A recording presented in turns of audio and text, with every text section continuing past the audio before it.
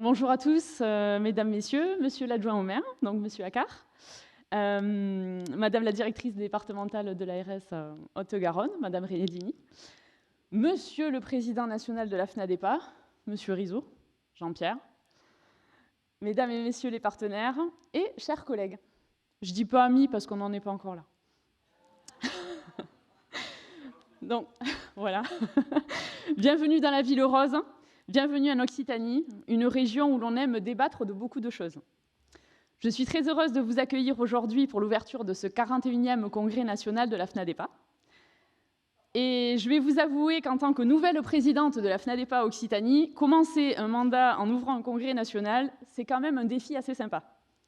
En plus de paraître super à l'aise sur le pupitre. Donc avant toute chose, permettez-moi de remercier celles et ceux qui rendent ce moment possible. Bien sûr, les administrateurs bénévoles, les équipes salariées de la FNADEPA, les associations et structures départementales et régionales, et bien sûr Jean-Pierre Rizzo. Jean-Pierre, merci. Merci pour ton engagement, ta constance, ton énergie au service du grand âge. Porter la voix de notre secteur, ce n'est pas toujours quelque chose de confortable, et tu le fais avec conviction. Donc nous t'en sommes reconnaissants. Mais ce matin, j'aimerais avoir une pensée plutôt pour celles et ceux qui nous ont permis d'être ici. Parce que si on est 280 directrices et directeurs qui sont réunis aujourd'hui à Toulouse, c'est que quelque part, dans les établissements et les services, il y a des femmes et il y a des hommes qui ont pris le relais. Ils accompagnent les vieux, ils assurent les soins, le lien, la vie sociale, ils répondent aux familles, ils gèrent les imprévus, quand il y en a, c'est pas souvent, ils maintiennent les organisations debout, ils font vivre les projets, ils nous permettent d'être ici. Alors je vous propose, pour vous réveiller, de les applaudir aussi et qu'ils le ressentent jusqu'à leur territoire.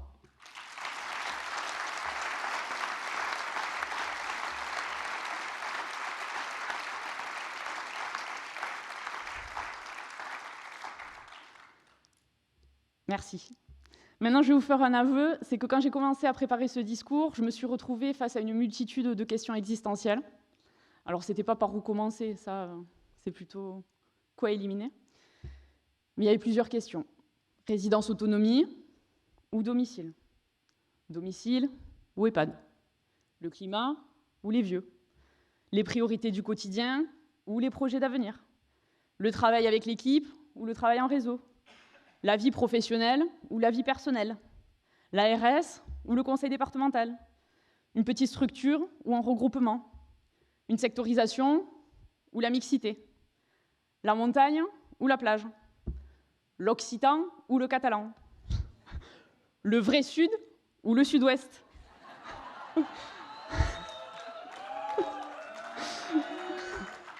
Attendez, c'est pas fini. Pain au chocolat ou chocolatine? Donc heureusement, pour certaines de ces questions, l'Occitanie a appris depuis longtemps qu'on pouvait aimer la diversité. Mais pour toutes les autres, il ne s'agit pas de choisir, il s'agit de relier. Et c'est peut-être précisément ce qui caractérise les directeurs. Nous sommes des professionnels qui relient. Finalement, notre métier, ça consiste souvent à relier ce que d'autres opposent. Nous relions des générations, nous relions des familles, des équipes, des politiques publiques à la réalité du terrain, des contraintes budgétaires aux besoins humains, et nous relions l'urgence du quotidien au projet d'avenir. Et cette conviction, nous essayons aussi de la faire vivre ici, sur le territoire d'Occitanie. Lorsque nous nous engageons en relais des actions nationales dans la campagne « Les vieux méritent mieux », lorsque nous contribuons avec d'autres fédérations du grand âge à un collectif régional, nous choisissons là de dépasser des frontières habituelles. Lorsque nous travaillons avec l'ARS Occitanie, avec la Haute Autorité de Santé, aussi sur les questions de qualité, nous choisissons de faire remonter la réalité du terrain plutôt que de commenter les dispositifs depuis l'extérieur. Parce qu'aucune organisation, aucune institution, aucune fédération ne relèvera seule les défis qui nous attendent. Alors quand certains demandent « Pourquoi parler du climat dans un congrès consacré au vieillissement ?» On pourrait leur répondre « Comment pourrait-on ne pas en parler ?» Parce que finalement, ce sont les mêmes personnes qui sont concernées, ce sont les mêmes territoires qui doivent s'adapter, ce sont les mêmes solidarités qui sont en jeu. Et parce que ce sont les mêmes choix collectifs qui détermineront la société dans laquelle nous vieillirons demain. Finalement, le climat et le vieillissement, ce ne sont pas deux sujets. C'est aussi pour cela que ce congrès est important. Ce sont deux visages d'une même responsabilité. Alors comment continuer à prendre soin? À prendre soin des personnes, à prendre soin des ressources, du territoire, de ceux qui arrivent après nous et de ceux qui nous ont précédés. Comment continuer à faire société dans un monde qui change? Pendant longtemps, nous avons considéré le vieillissement comme un sujet médico-social et le climat comme un sujet environnemental. Pourtant, les deux nous parlent exactement de la même chose. L'anticipation, l'adaptation, ça on connaît bien, la solidarité, on connaît aussi, et la responsabilité collective. Quand un établissement engage une rénovation énergétique, il protège la planète et les résidents des prochaines canicules, par exemple. Quand un service à domicile repense ses tournées, il réduit son impact environnemental et améliore les conditions de travail. Quand une résidence développe un jardin partagé, elle crée du lien social, favorise la biodiversité et améliore le bien-être des personnes accompagnées. Quand nous travaillons avec les écoles, les associations, les communes et nous faisons vivre le territoire. Et quand les résidents montent sur scène avec des jeunes artistes de leur territoire, quand ils écrivent, chantent, créent ensemble, nous faisons reculer bien plus que l'isolement. Nous faisons vivre la transmission, nous faisons vivre la citoyenneté, nous faisons vivre la rencontre entre des générations que l'on présente parfois comme éloignées, alors qu'elles ont tant à apporter. Nous faisons finalement du climat, nous faisons du bien vieillir, et on le sait, nous faisons de la citoyenneté. Et tout ça en même temps. Nous parlons beaucoup d'adaptation des bâtiments, et nous avons raison. Mais la transition qui nous attend n'est pas seulement énergétique, elle est aussi profondément humaine. Car une société qui vieillit devra apprendre à mieux vivre ensemble, à mieux faire vivre ensemble les générations. Et je crois que nos établissements et nos services ont beaucoup apporté dans ce domaine. Et pourtant, nous savons aussi à quel prix cela se fait parfois. Nous parlons beaucoup aujourd'hui de durabilité, de bâtiments durables, de territoires durables, de modèles durables. Mais comment construire un secteur durable si les femmes et les hommes qui le font vivre ne peuvent pas eux-mêmes durer? Je crois que nous sommes nombreux ici à être meilleurs pour prendre soin des autres que prendre soin de nous-mêmes. Peut-être parce que nous avons choisi un métier où l'on apprend très tôt à regarder les besoins des autres avant les siens. Mais je crois aussi que nous avons une responsabilité. Montrer aux équipes qu'il est possible de s'engager sans s'épuiser, d'être exigeant sans se sacrifier et d'aimer son métier sans s'oublier. Parce qu'un établissement ou un service ne fonctionne pas uniquement grâce à un budget. Il fonctionne aussi grâce à la confiance, grâce au respect, grâce au sentiment d'utilité et grâce à l'énergie que chacun trouve encore pour avancer. Et cette énergie, nous devons apprendre à la préserver. L'épuisement est devenu une réalité pour beaucoup d'entre nous, trop d'entre nous. Je crois d'ailleurs que nous sommes nombreux ici à être devenus experts dans un exercice assez particulier. Rassurer tout le monde, tout en cherchant parfois nous-mêmes où rebrancher la batterie. Et pourtant, nous continuons. Pourquoi? Je ne vous demande pas de lever la main, mais je pense que c'est parce que nous savons pourquoi nous sommes là. Parce que derrière chaque budget, chaque projet, chaque réunion, il y a des personnes. Parce qu'il y a, on a tous vécu, cette salariée qui vient chercher un peu de réconfort parce qu'elle a perdu un proche et qui a simplement besoin de déposer un peu de peine avant de retourner prendre soin des autres. Parce qu'il y a ces résidents qui continuent à croire à leur projet avec une énergie qui force l'admiration.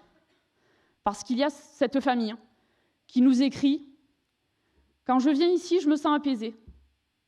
Et malgré toutes nos difficultés, voilà pourquoi nous continuons. » Et dans la conjoncture actuelle, oui, c'est parfois un tour de force. Mais ce tour de force, il porte un nom. L'engagement. Celui des professionnels, celui des cadres, des directeurs, de tous ceux qui continuent à croire que la qualité de vie des vieux mérite mieux que la résignation. Je voudrais également m'adresser à nos partenaires institutionnels. Nous avons parfois des désaccords. Et c'est normal, parce que nous ne regardons pas toujours les choses du même endroit. Nous avons souvent des attentes. Et parfois, quelques moments de solitude partagés. Mais derrière les fonctions, derrière les sigles et derrière les institutions, il y a aussi des femmes et des hommes engagés. Nous voyons les efforts que vous réalisez, nous les reconnaissons, et nous espérons continuer à construire ensemble des réponses concrètes. Parce qu'au fond, nous poursuivons le même objectif. Nous en sommes conscients, même si nous n'empruntons pas toujours les mêmes chemins. Nous avons quand même une interrogation. Depuis plusieurs années, le domicile est présenté comme la réponse d'avenir. Nous pensons sincèrement qu'il fait partie de la réponse, mais une partie seulement. Parce que les vieux méritent mieux que des oppositions entre modèles. Ils méritent des solutions de qualité, quel que soit leur lieu de vie. Accompagner à domicile sans moyens suffisants ne crée pas miraculeusement de la qualité. Alors je me demande parfois, faut-il attendre que les difficultés deviennent visibles aux yeux de tous pour agir? Je préfère croire là à une autre voie, celle de l'anticipation, du dialogue et de l'action collective. parce que c'est précisément pour cela que nous sommes réunis aujourd'hui. Pour partager, pour apprendre, pour débattre, pour repartir avec des idées, des outils, des convictions, et peut-être aussi un peu d'énergie retrouvée. Ça ne nous fera pas de mal. Ici, en Occitanie, nous savons ce que signifie faire cohabiter des identités, des cultures, des territoires et des réalités différentes.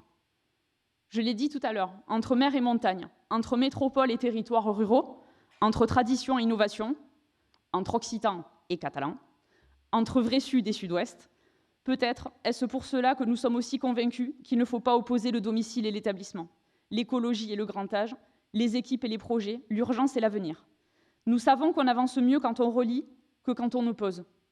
Alors finalement, parmi toutes ces questions existentielles que nous nous posons dans notre secteur et dans notre quotidien, il n'y en a qu'une à laquelle nous pourrons répondre cette semaine. Pour ceux qui me connaissent, vous l'avez deviné, top 14 ou Pro D2. On saura bientôt, patience. Pour le reste, nous connaissons déjà les réponses. Nous savons qu'il faut du domicile et des établissements. Nous savons qu'il faut soutenir les professionnels et préparer l'avenir. Nous savons qu'il faut travailler avec nos équipes et avec nos partenaires. Nous savons qu'il faut porter les projets sans renoncer à l'humain. Nous savons qu'il faut prendre soin des vieux parce qu'il faut prendre soin de la planète et prendre soin de la planète parce qu'il faut prendre soin des vieux. Alors merci. Merci de continuer à être présent. Merci de continuer à vous engager. Merci de continuer à croire que nous pouvons faire mieux et de venir en Occitanie. Même lorsque nous sommes fatigués, même lorsque nous avons l'impression que rien ne bouge assez vite, même lorsque la frustration est là, parce qu'en réalité, sur le terrain, beaucoup de choses bougent déjà. Une équipe peut aller mieux aujourd'hui. Une famille peut être rassurée aujourd'hui. Un projet peut naître aujourd'hui. Un vieux peut sourire aujourd'hui. Et cela compte. Pour les vieux d'aujourd'hui, pour ceux de demain. Et soyons honnêtes, pour nous aussi. Parce que le temps passe pour tout le monde. Donc je vous souhaite un magnifique congrès. Bienvenue à Toulouse, bienvenue en Occitanie, Bisca et sempre en avant.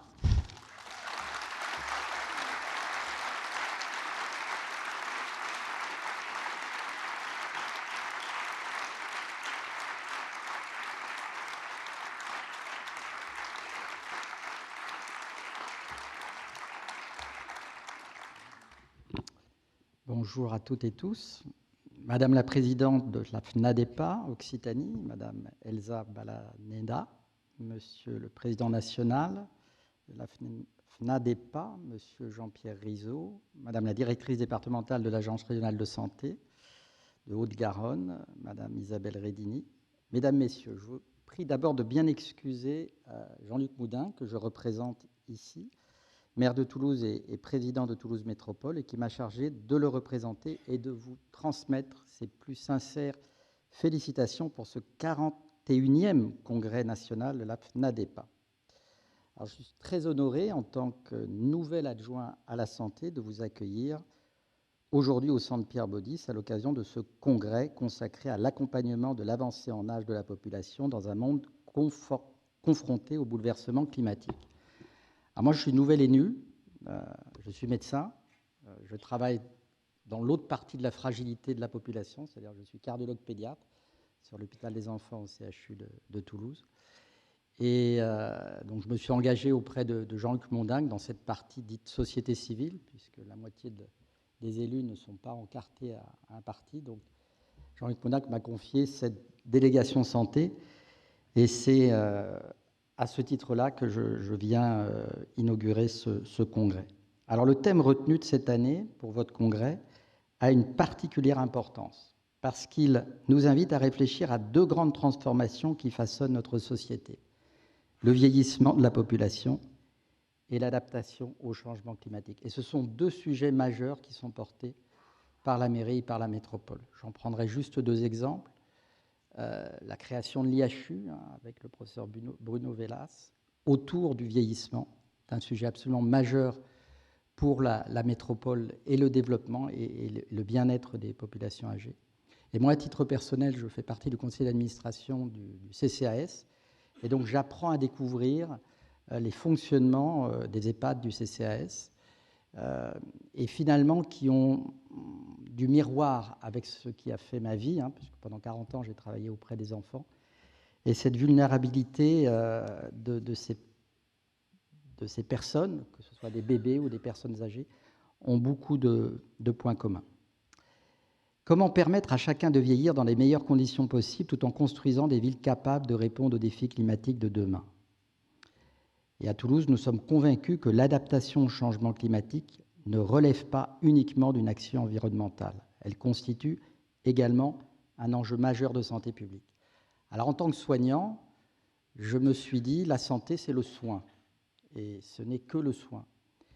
Et j'apprends depuis 2 mois, au contact de vous-même, et je discutais avec son président qui m'a parlé de l'importance de la prévention, qu'il y a plein d'autres facteurs qui agissent en matière de santé, et notamment l'environnement, le climat, et qu'il faut qu'on augmente notre champ de vision de la santé des personnes âgées et dépasser le soin.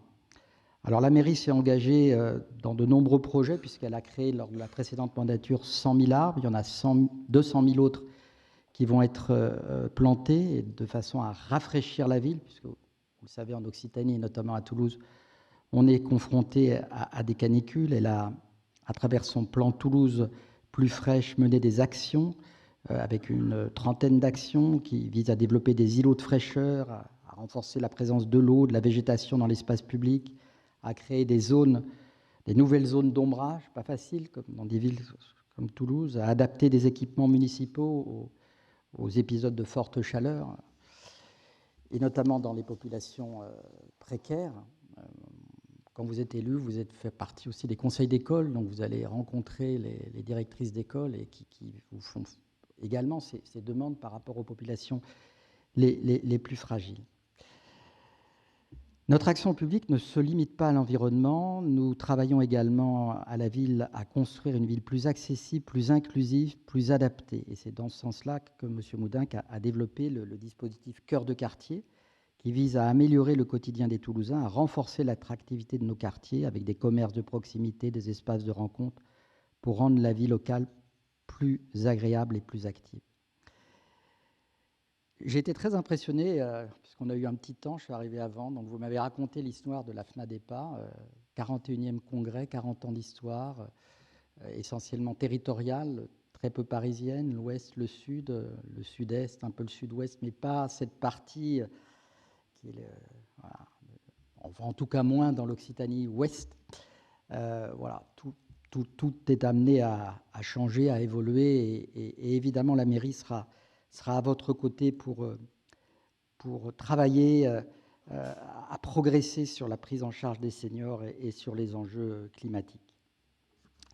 Donc je m'en arrêterai là et je vous dirai bravo pour ce congrès, et la métropole et Toulouse Métropole sera à vos côtés pour vous aider à prendre en charge cette population fragile et qui a besoin de nos soins.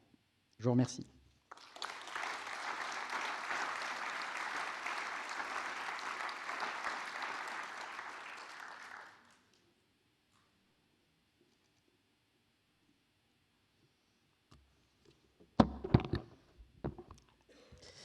Bien, bonjour à tous. Monsieur l'adjoint au maire, représentant donc Monsieur Moudenc, Monsieur le président de la FNADEPA, Madame la présidente de l'Occitanie de la FNADEPA, Mesdames et Messieurs. Alors, je suis particulièrement heureuse d'être avec vous aujourd'hui à Toulouse pour ouvrir donc cette 41e édition du Congrès national de la FNADEPA. Alors, à plusieurs titres. D'abord parce que moi, je suis maintenant occitane, puisque ça fait quand même quelques années que nous avons fusionné. J'ai travaillé dans la partie Est et effectivement dans la partie Ouest. Et en fait, les problématiques sont quand même similaires.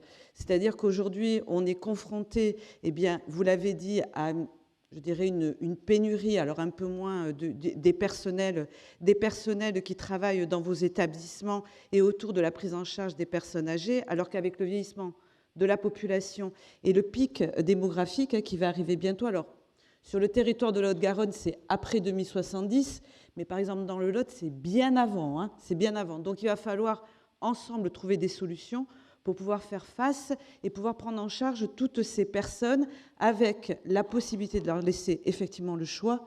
Est-ce que c'est le choix à domicile, un choix éclairé, ou est-ce que c'est un choix par défaut ? Et puis, ces établissements, vos établissements, on le sait aujourd'hui, le modèle économique pose question.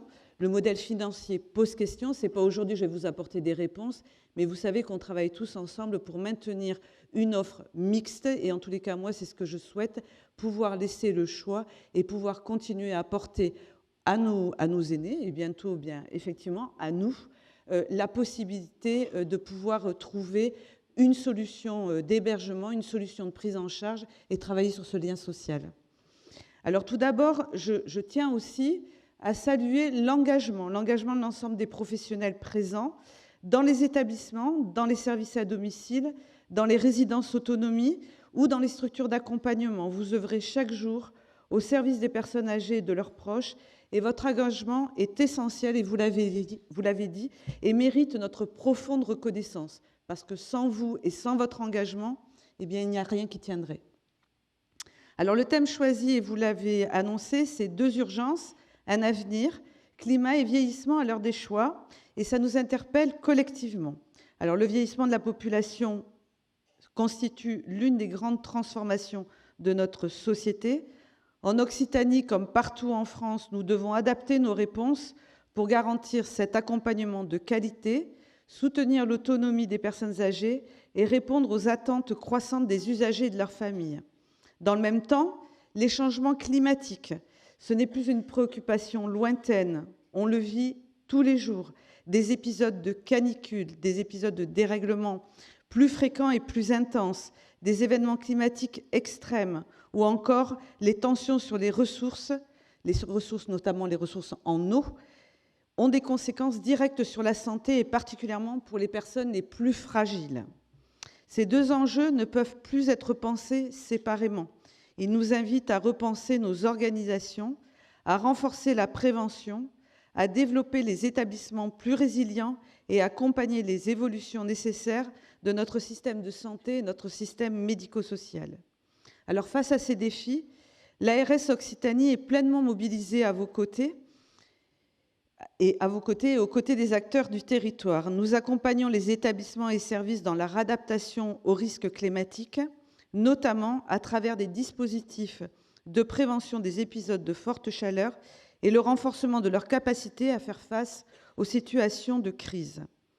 Nous poursuivons également nos efforts pour accompagner la transformation du secteur du grand âge. Alors maintenant, on parle du défi France Autonomie.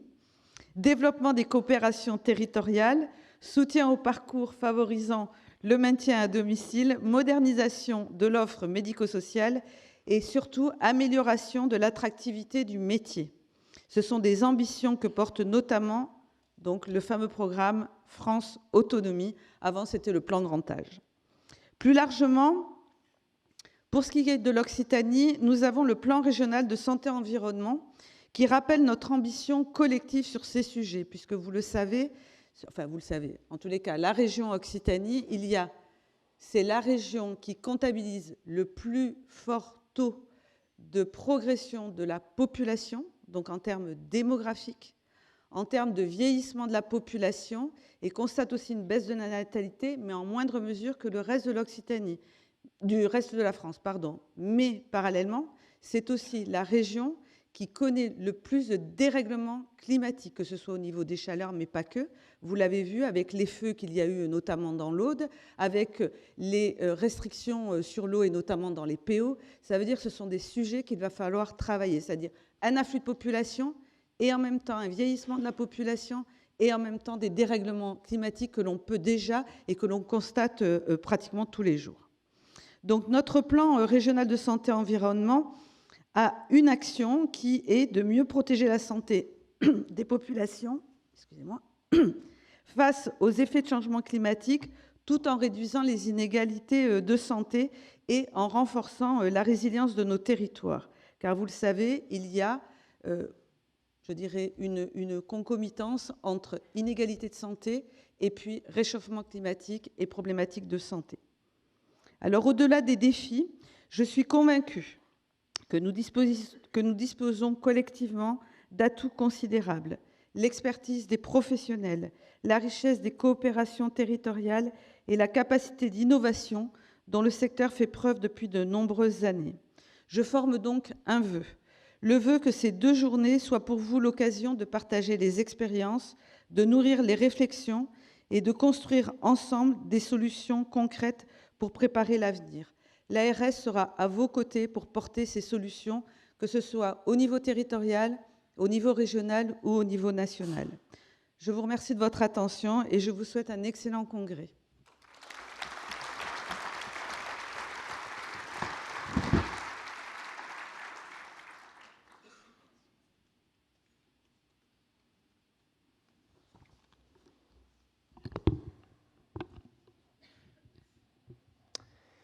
Monsieur Philippe Accart, adjoint au maire de Toulouse en charge de la santé, Madame Isabelle Redini, directrice pour la Haute-Garonne de l'Agence régionale de santé Occitanie, Madame la présidente de la FNADEPA Occitanie, chère Elsa.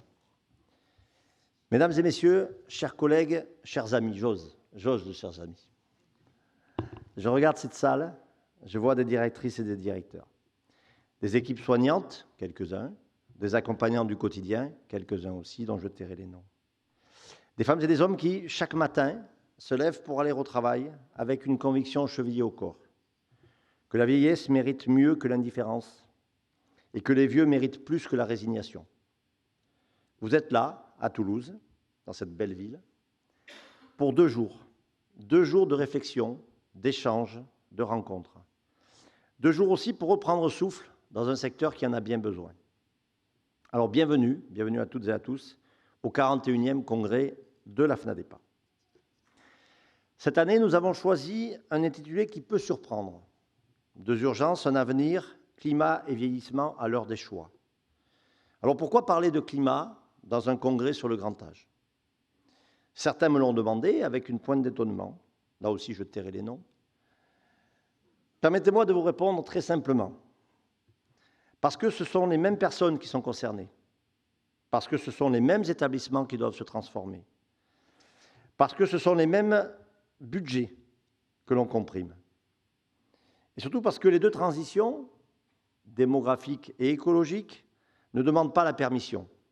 Elles sont déjà là. La transition démographique, d'abord. Nous le savons tous, les chiffres sont vertigineux. Dès 2030, et vous en conviendrez, 2030 c'est vraiment demain, la France va connaître une accélération sans précédent du vieillissement de sa population. Les baby-boomers entrent dans le grand âge, nous le savons, et ils y entrent de manière massive. Le nombre de personnes en perte d'autonomie va doubler dans les 20 prochaines années. Nous allons avoir besoin de places, de professionnels, de financement, d'une gouvernance simplifiée, de modèles d'accompagnement renouvelés. Et nous en avons besoin maintenant. La transition écologique ensuite. Nos établissements sont des passoires énergétiques pour beaucoup d'entre eux. Le changement climatique frappe déjà celles et ceux qui nous accompagnons, et vous l'avez rappelé, Madame la directrice. Souvenez-vous des épisodes de canicule, pas toujours d'ailleurs en été, mais parfois même au milieu du printemps, de ces alertes chaleur qui deviennent chaque année plus fréquentes, plus intenses.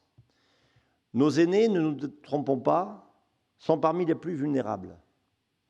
Et pourtant, la rénovation thermique, les circuits courts alimentaires, les jardins partagés, les approches bas carbone, tout cela coûte de l'argent.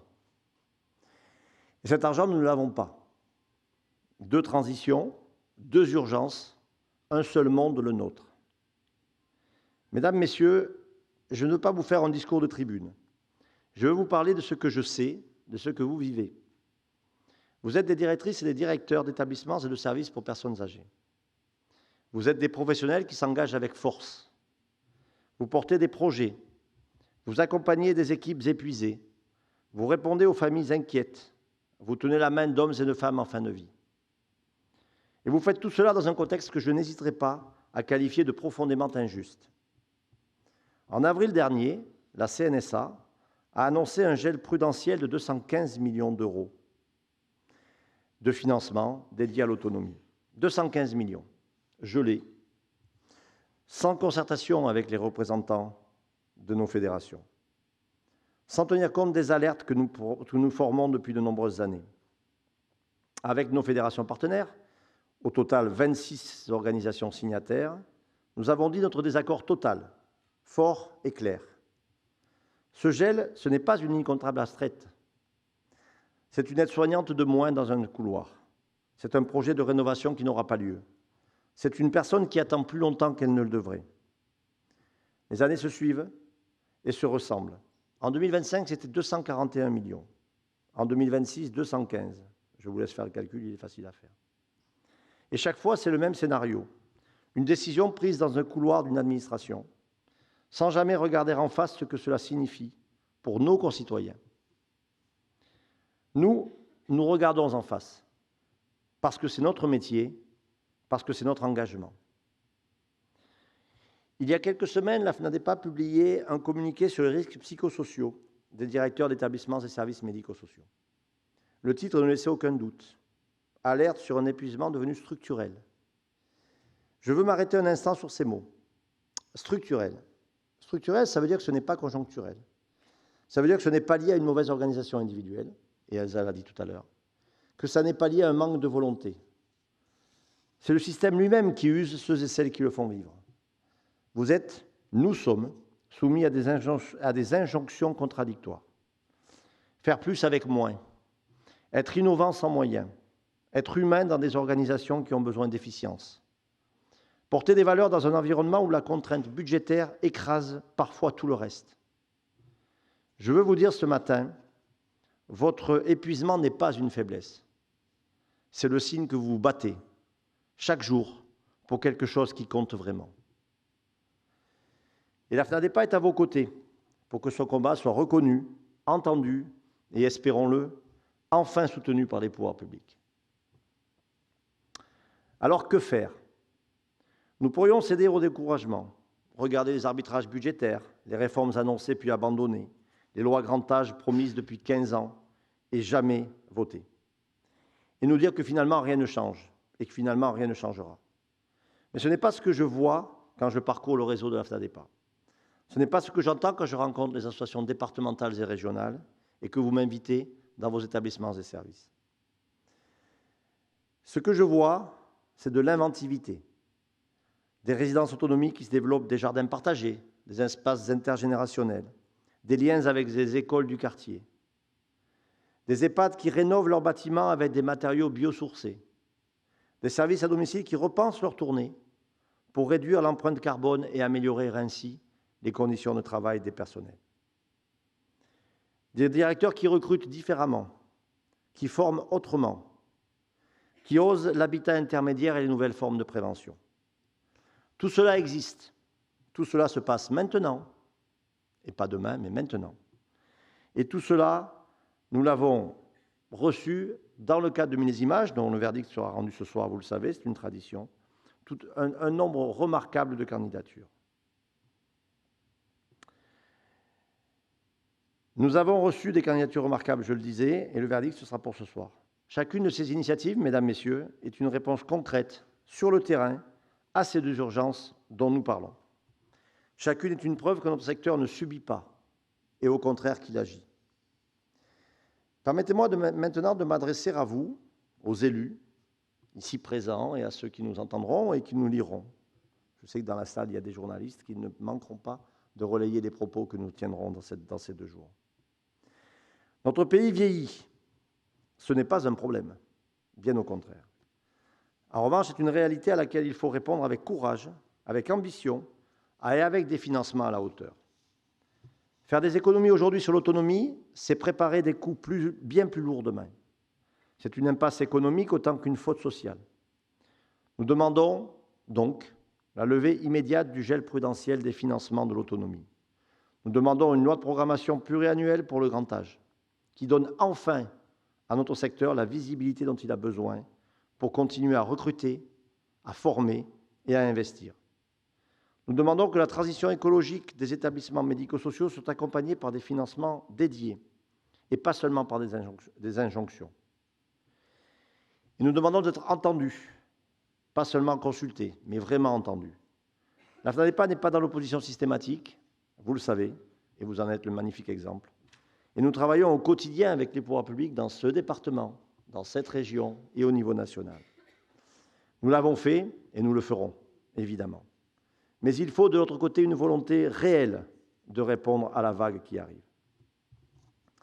Chers amis, je veux terminer ce discours en vous parlant de ce qui fait la force de la FNADEPA. Vous. Nous sommes une fédération de directrices et de directeurs, pas des lobbyistes, pas des technocrates. Des professionnels de terrain qui connaissent le nom de ceux que nous accompagnons. Des professionnels de terrain qui connaissent et qui savent ce qu'est qu'annoncer une mauvaise nouvelle à une famille, qui vivent dans leur tripes les soirées de tension avec les équipes, les réunions budgétaires impossibles, et aussi, et surtout, les moments de grâce. Un anniversaire célébré avec une résidente de 102 ans. Une sortie en forêt organisée par une équipe créative et courageuse. Un sourire retrouvé. C'est pour ça que vous êtes là. C'est pour ça que nous existons. La FNADEPA a derrière elle 40 ans d'âge, 40 ans d'histoire. Et ces 40 ans ont été tournés vers la défense d'une vision particulière de la vieillesse, qui refuse la résignation, qui insiste sur la dignité, qui croit que l'on peut vieillir mieux si la société s'en donne les moyens. Ce 41e congrès s'inscrit dans cette histoire, dans cette trajectoire. Et il ouvre une nouvelle page, plus exigeante, plus urgente, mais aussi pleine d'espoir. 2 urgences, un avenir. Le vieillissement et le climat ne nous demandent pas si nous sommes prêts.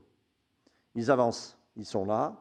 La question c'est, est-ce que nous choisissons de les affronter ensemble, avec lucidité et solidarité? Ou est-ce que nous laissons faire, en espérant que ça se passera sans trop de casse? La FNADEPA, vous, nous tous ici, nous avons choisi de regarder en face. Nous avons choisi de nommer les urgences. Nous avons choisi d'agir. Ces 2 jours à Toulouse vont nous permettre de partager, d'apprendre, de nous ressourcer, de repartir avec des idées, des outils, des convictions renforcées. Merci d'être là. Merci pour ce que vous faites. Merci pour ce que vous êtes. À toutes et à tous, un bon congrès.